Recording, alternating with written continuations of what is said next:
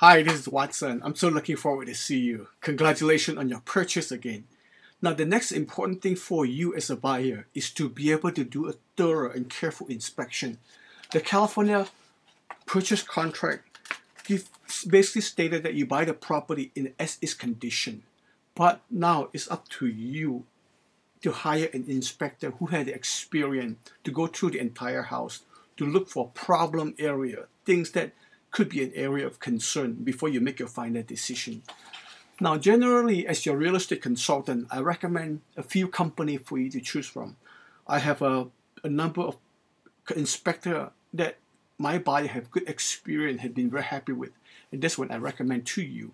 Normally, I'm looking for inspector who are having plenty of experience. Sometimes they have as much as 10 years in the business. They are a senior inspector in the company, not just somebody who was newly hired. Sometimes we're even requesting somebody who is a licensed contractor. And I also like to get someone to have at least done 10,000 inspection so that they are able to provide you a very good knowledge and good idea what the finding of the house will be.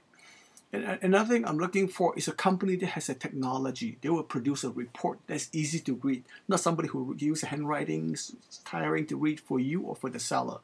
And also, the report should come with color pictures. That way, it's easy to identify any area of problem, any kind of thing that needs to require repair. And also, a report is something for not just for you to look at, it's for the agent to look at, it's also for the seller to be able to read and understand the finding and the report. Also, I like to be able to go through the report later on with the inspector and as well as with you and ask any question that you may have or I may have. I myself, I'll keep a list of questions as the inspection go on, and I like to find out different things that I find based on the process of the inspection. And also, I like to have the report on my hand as soon as inspection is done. That way, I have a piece of paper in front of me, knowing all the finding, and also ask questions right away. Some company would give you the report a day or two later on. I felt like that kind of defeat the purpose.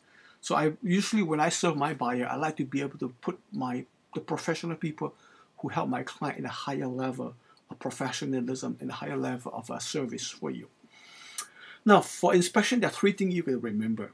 Number one, you need to be there for the inspection. You really need to be there for the inspection. You don't have to be there the whole time, but at least be there for the last half hour.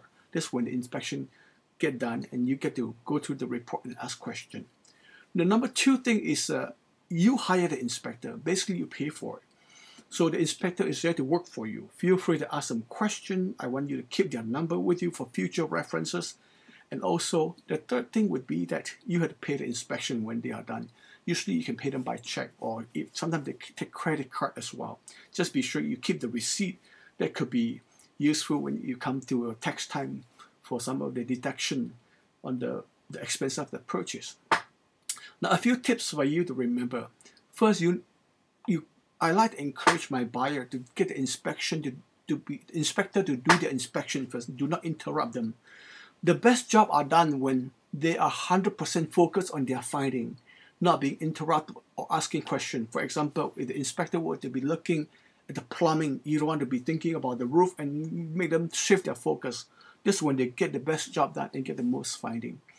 And also ask questions afterward when the inspection is all done. I will require the inspector to sit down with you, and I myself will have a set of questions for them as well.